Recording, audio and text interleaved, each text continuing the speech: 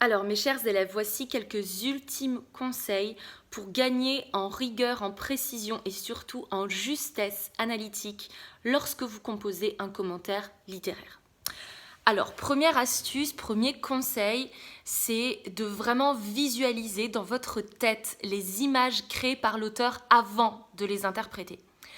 Alors ça peut sembler en fait tout à fait logique, mais il est hyper important de vraiment prendre le temps d'imaginer ce que l'auteur a voulu transmettre comme émotion, comme image, et donc à rentrer dans le détail du texte, dans la précision des mots choisis, d'accord? Parce que les mots ne sont pas des coquilles vides, ils ont été choisis avec soin et attention, et c'est à vous de rentrer dans ce nouvel espace imaginaire et de proposer à partir des figures de style choisies par l'auteur, enfin d'en tirer en fait une interprétation, d'en tirer des effets produits. Donc vraiment, prenez le temps de lire, de relire le texte, de visualiser vraiment les images créées par l'auteur avant de les interpréter. Deuxième conseil, évitez d'associer de manière stéréotypée une image créée par l'auteur avec un concept du coup prédéfini. Exemple, ce n'est pas parce que l'auteur évoque dans un texte les cieux qu'il fait référence au paradis. Ce n'est pas parce qu'il évoque dans un texte les abîmes qu'il fait référence à l'enfer. C'est pas parce qu'il utilise le champ lexical de l'obscurité qu'il fait référence au mal. La lumière ne signifie pas toujours la connaissance ou le bien. Donc vraiment, n'associez pas, tout simplement, de manière immédiate et stéréotypée, comme j'ai pu le dire, des images créées par l'auteur avec votre propre réservoir de concepts, puisqu'on a tous un réservoir, un petit réservoir avec plein de concepts abstraits. Évitez simplement d'associer ça de manière immédiate et de manière, je dirais, un peu stéréotypée. Gardez de l'esprit critique en la matière. Troisième conseil, soyez prudent lorsque vous affirmez quelque chose. Évitez en fait d'adopter un style qui pourrait être trop catégorique, trop péremptoire, notamment lorsque vous avancez des interprétations sur un texte.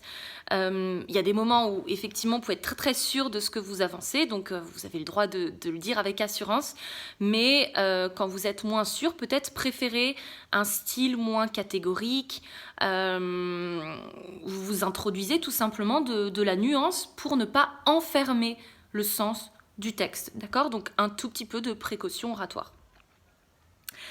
Quatrième conseil, essayez d'être vraiment conscient du fait que votre vision subjective du monde peut avoir une influence sur la manière d'interpréter le texte et vraiment du coup questionner cette vision du monde. Faites preuve d'esprit critique. Voilà, forcément, on vit tous dans un environnement défini, on côtoie des gens différents, on est tous des êtres singuliers, et on a tous une vision subjective du monde, et puis simplement prendre conscience que cette vision subjective peut avoir une influence sur la manière dont on interprète un texte. Il s'agit de rester ouvert d'esprit, tout simplement, et d'exercer son esprit critique par rapport à ça. Conseil numéro 5, essayez de ne pas réutiliser à tout prix, de vouloir à tout prix recaser vos connaissances de cours, puisque, je le répète, c'est pas une épreuve de connaissances, mais une épreuve de compétences. Donc vraiment, réfléchissez aux grands enjeux du texte, prenez le temps de bien réfléchir au sens du texte, et vraiment ne plaquez pas tous les concepts que vous avez pu apprendre en cours. Voilà, par exemple, dans le texte que vous aurez à l'étude pour les premières bacs mercredi prochain, eh bien, vous ne pourrez pas réutiliser l'alchimie poétique, d'accord? Donc, vous ne plaquez pas tous les concepts baudelairiens. Je ne veux pas voir du spleen ou de l'idéal sur un texte qui n'aurait potentiellement rien à voir avec ces concepts. Donc, on ne peut pas expliquer toute la littérature avec la terminologie baudelairienne, ok?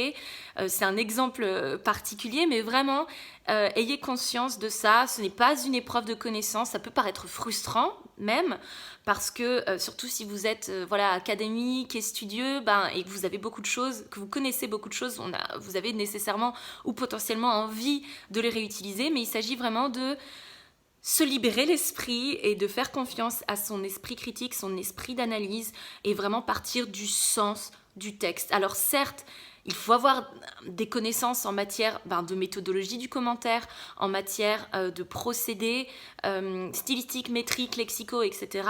pour servir justement l'interprétation du texte. Mais pitié, s'il vous plaît, ne plaquez pas artificiellement toutes vos connaissances sur le texte que vous aurez à l'étude. Et enfin, 6e conseil pour bien réussir son commentaire et justement pour que vos arguments soient clairs et justes, faites en sorte que lorsque vous rédigez votre plan détaillé, vos arguments soient suffisamment précis et clairs pour être compris par tous. Vraiment, même pour qu'ils soient compris par quelqu'un qui n'aurait pas potentiellement lu le texte ou suivi tous ces cours de français. Quand vous relisez vos arguments avant de rédiger, demandez-vous, est-ce que mon père, ma mère, mon cousin, ma petite sœur pourraient comprendre le sens de cet argument? Est-ce que cette idée est suffisamment claire, précise et juste pour qu'elle soit comprise par un public autre et qui ne serait pas entraîné à cet exercice-là. Donc vraiment, essayez de faire ce petit test dans votre tête. Demandez-vous, est-ce que mon idée est suffisamment précise, claire et juste pour que potentiellement un autre camarade puisse la défendre et pour qu'elle soit comprise par tous. Voilà, enfin, vraiment, ne stressez pas, puisque tout ira bien. Faites-vous confiance aussi à vous-même. Pour les premières IB, cette fois-ci, c'est une épreuve qui est surtout une épreuve de rapidité. Donc, prenez, paradoxalement, c'est une épreuve de rapidité, mais je vais vous dire, prenez quand même le temps de bien analyser le texte avant de rédiger, puisque tout simplement, si vos idées sont pourries, il y a de fortes chances que votre commentaire le soit aussi. Donc vraiment, prenez le temps de bien analyser le texte, de faire un plan, d'accord, de vos idées ou de votre idée principale si pour les premières IB uniquement, si vous n'avez pas le temps de faire plusieurs arguments, puisque contrairement aux premières bacs, les premières IB n'ont que pour les niveaux supérieurs 2h30, non, en avril 2h15, et pour les niveaux moyens 1h15, donc c'est très très court. Donc prenez le temps quand même de bien poser vos idées avant de vous lancer dans l'écriture, puisqu'il faut structurer l'ensemble. Vous pouvez également vraiment consulter les autres vidéos que j'ai faites sur les procédés littéraires, ça peut vous aider. Pour les premières bacs, j'avais fait toute une vidéo sur le commentaire littéraire qui peut être précieuse, donc la vidéo peut être précieuse, également sur les registres littéraires, puisque c'est d'autres éléments qu'on a pu voir en cours et qui peuvent vous servir pour interpréter les textes. Et pour les premières IB, la vidéo précédente que j'ai pu faire pour vous, qui revient sur les quelques conseils que j'ai pu vous donner.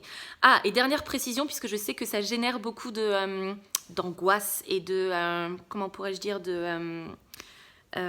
d'angoisse et que vous butez pas mal là-dessus, c'est la question de l'amorce dans l'introduction et de l'ouverture de conclusion.